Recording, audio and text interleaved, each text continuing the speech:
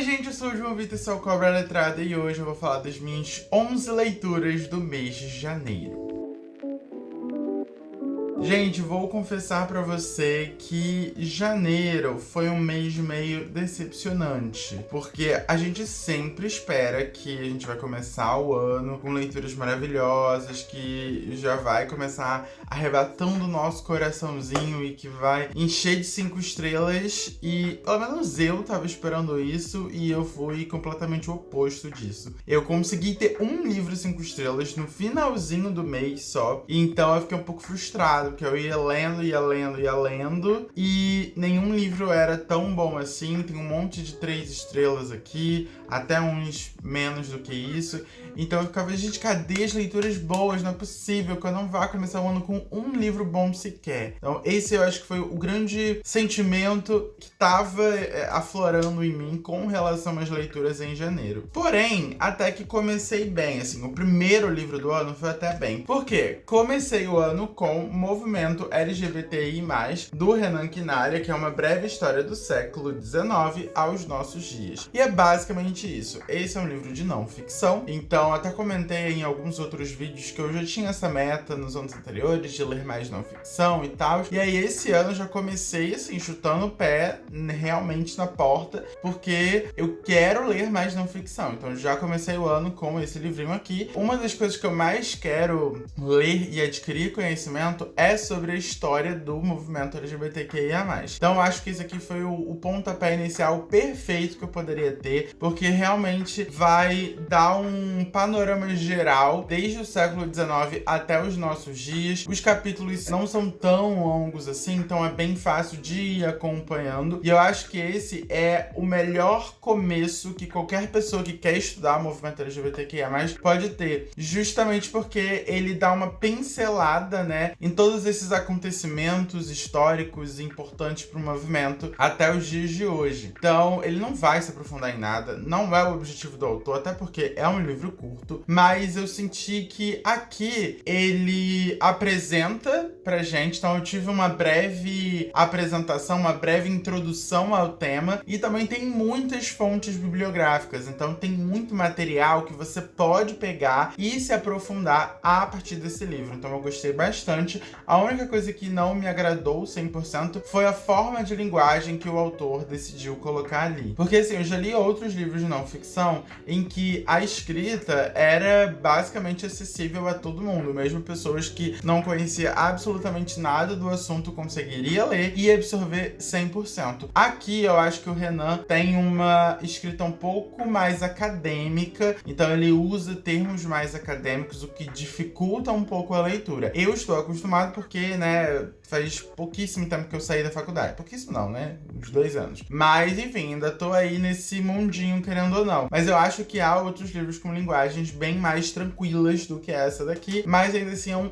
ótimo livro. E pra esse eu dei 4 estrelas e meia. Aí depois eu li um que foi quase 5 estrelas, que realmente me pegou muito, que foi Cloro, do Alexandre Vidal Porto. Eu queria ler um livro curto antes de começar a maratona literária de verão, e aí eu, do nada, pensei em pegar esse daqui e foi a melhor escolha que eu fiz. Porque eu também tinha acabado de ler o movimento LGBTI+, então eu tava querendo ler um livro que tivesse protagonismo gay ou alguma coisa do tipo. Esse daqui me pegou de algumas formas. Depois de terminar de ler, eu até fui acompanhar algumas resenhas no Scoob e tem algumas negativas sobre um ponto específico da história, mas eu vou dizer que eu gostei da história justamente por conta desse ponto. Mas aí vocês me perguntam qual que é esse ponto. Então, aqui a gente vai acompanhar a história de um cara que se esconde. Ele é homossexual, ele gosta de homens, mas aqui eu acho que é nos anos 2000, se eu não me engano. Então é uma realidade até um pouquinho diferente, né, de como a sociedade aceita homossexuais do que hoje. Então ele tem uma trava, uma luta muito grande dentro de si desde muito pequeno. Então, na adolescência, ele começa a entender o que ele tá sentindo e ele fala: eu não vou sentir, porque não é o certo, porque eu eu quero ter uma carreira brilhante e talvez se eu admitir isso pra mim mesmo, me mostrar dessa forma pro mundo,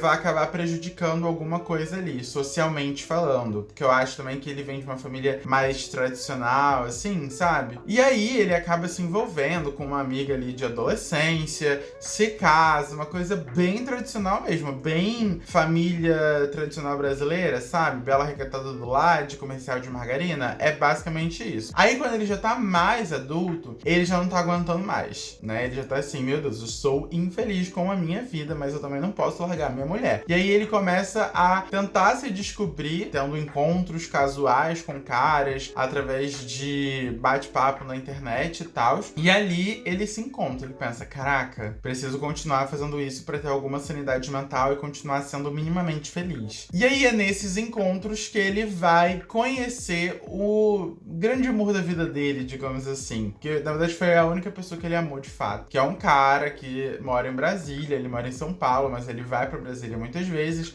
Eles começam a se relacionar e tem algo mais sério. E aí a gente vai literalmente acompanhar essa vida dupla desse cara, né? Que enquanto ele tá em São Paulo, ele tá vivendo ali com a família dele, bem hétero, pai de família e tal. E enquanto ele tá em Brasília, ele tá vivendo essa vida de ser feliz, de viver um romance, de fazer comidinhas juntos, de ficar o dia inteiro abraçados com o cara que ele ama, etc. Só que tem um grande detalhe. A gente acompanha toda a história do ponto de vista dele morto. Então a gente já sabe que ele vai morrer e ele tá num limbo aí entre céu e, enfim, no pós-vida, que nem ele sabe explicar muito bem. Então toda a história de vida dele é contada como se fosse no passado mesmo, né? Ah, eu morri, então agora eu posso finalmente abrir o jogo pra vocês, né? Eu posso finalmente falar da minha sexualidade, dos meus romances, etc. Eu gostei muito porque, pra mim, esse é um livro muito realista. Tem muita gente aí, muitos homens que gostam de outros homens, mas por pressões da sociedade, da família, até coisas internas,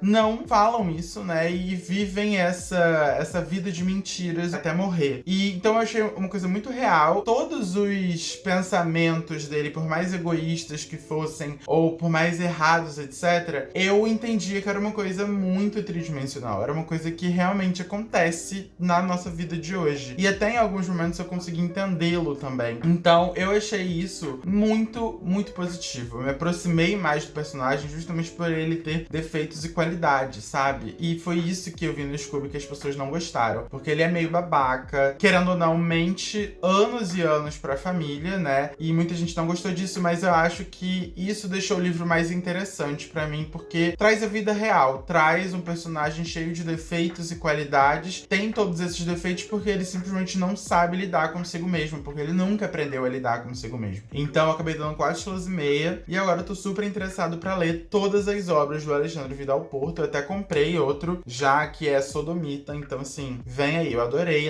essa experiência. Mas aí, como eu falei, né, janeiro foi um mês bem qualquer coisa, porque depois de Cloro, eu tive poucas experiências positivas. Porque aí começou a Maratona Literária de Verão, inclusive já tem um vlog aqui no canal, né, então vou deixar aqui embaixo pra vocês irem lá assistir depois. Eu não vou nem me estender muito no que eu achei de cada livro que eu li na MLV, justamente porque lá eu falei horrores, mas o primeiro que eu li lá foi A Cachorra, da Pilar Quintana, e foi um livro muito diferente, um dos mais diferentes que eu já li na minha vida. A escrita muito diferente, a história em si, o desenrolar, parecia que eu tava entrando num mundo ET, assim, num mundo alienígena, de tão diferente, mas até aí tudo bem, porque gosto de ler coisas que me tiram da zona de conforto. Mas a história eu achei bem qualquer coisa. Me entreteve até certo ponto, mas de um modo geral eu achei meio sem graça, sabe? Inclusive tem alguns pontos na história que eu achei um pouco problemático, romantizar a violência a animais, por exemplo. Então, assim, foi um livro ok, que eu não leria de novo, tanto até que eu tinha o físico e eu já me desfiz dele, nem tenho aqui mais, porque realmente não pretendia ler de novo. Então foi isso, um livro 3 estrelas, não mais do que isso. Aí depois eu li Assim na Terra, Como Embaixo da Terra, da Ana Paula Maia, se não me engano. E esse também foi um livro bem qualquer coisa. Até um pouco mais negativo até do que A Cachorra. Porque aqui realmente eu fiquei me arrastando na história. E olha que a história é bem curta, tem menos de 200 páginas. Só que, sei lá, primeiro que eram muitos personagens, em poucas páginas a gente não consegue conhecer muito bem cada um deles. Segundo que a história também não me apeteceu muito. Então eu tava assim, gente, só acaba. E pra esse eu acabei dando 2,5 estrelas e foi decepção total. Até porque eu tava com bastante expectativa pra esse.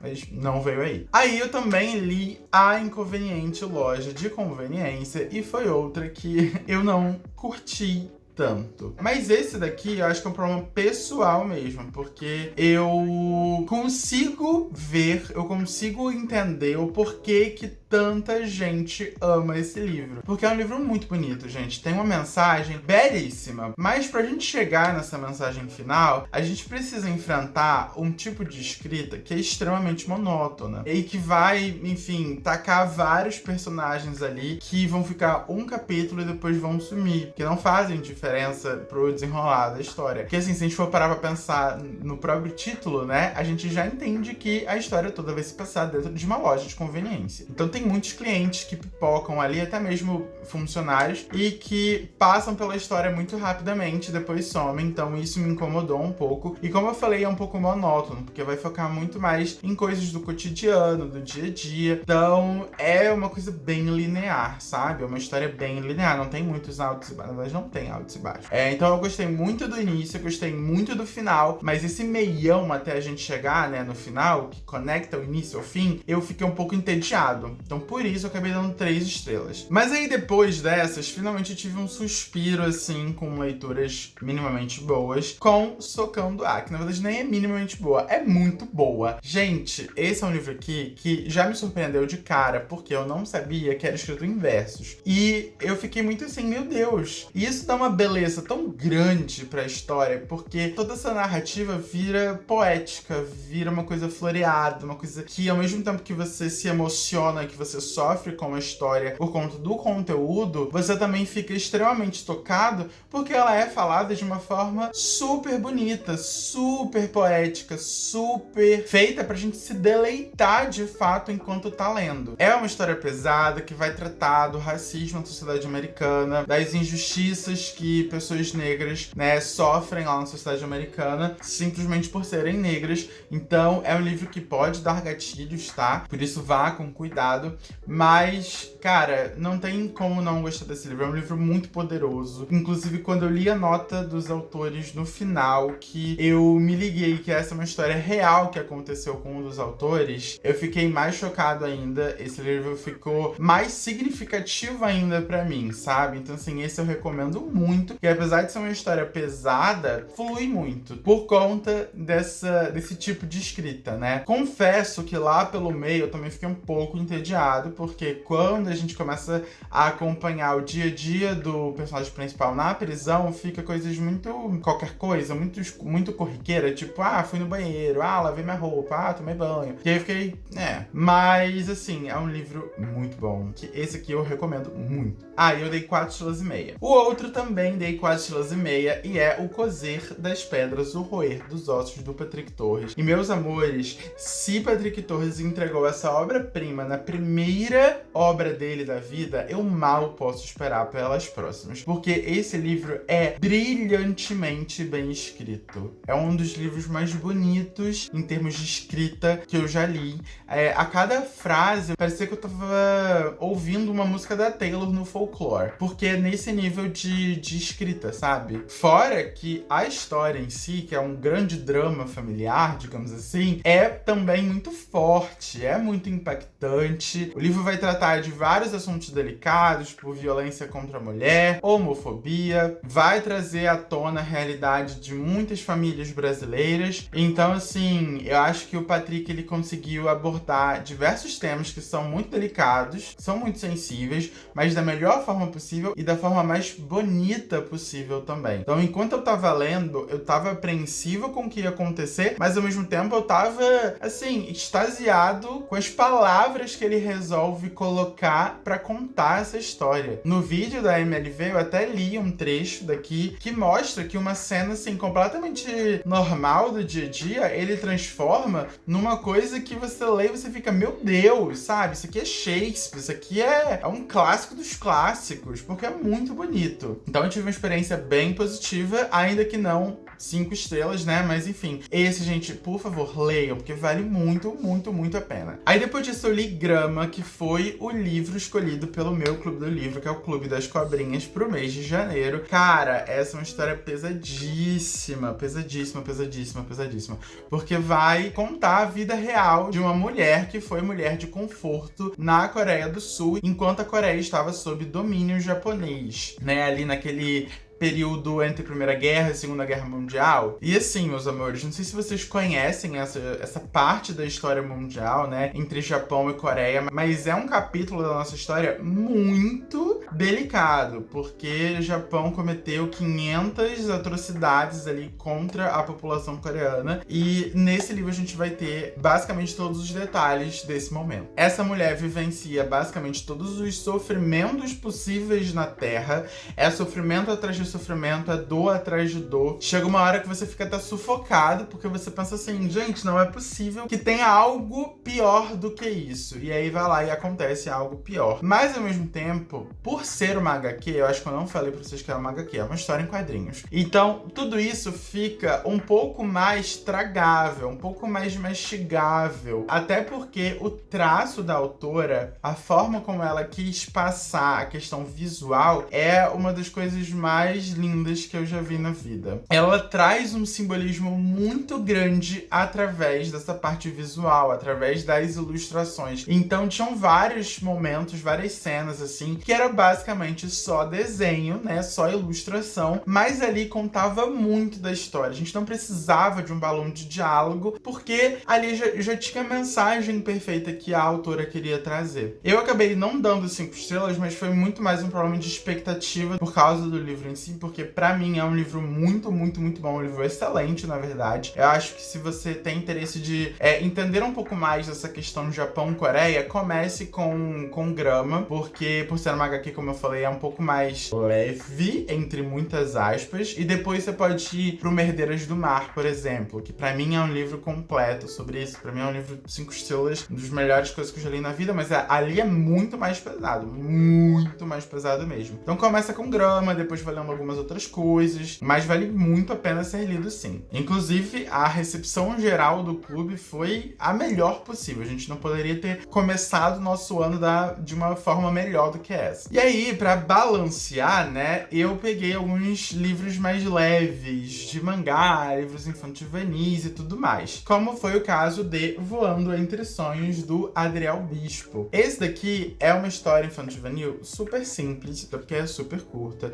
Vai falar um pouco sobre ancestralidade e tal. Não curti muito, mas acho que não curti porque eu não sou o público-alvo dessa história. Então, assim, pra mim foi 2,5 estrelas, porque realmente não me tocou em absolutamente nada. Então, esse aqui eu nem vou falar muito porque não tem nem muita história, né, pra contar. Mas eu acho que se você tem, sim, uma filho, um irmão mais novo, um priminho mais novo, talvez ele possa, sim, gostar bastante, porque, no final das contas, é uma história bonita. Mas como eu não sou o público-alvo, eu fui zero tocado por isso. Depois disso, peguei um mangá, que foi Meu Chefe é o Meu Amigo de Infância, e não gostei.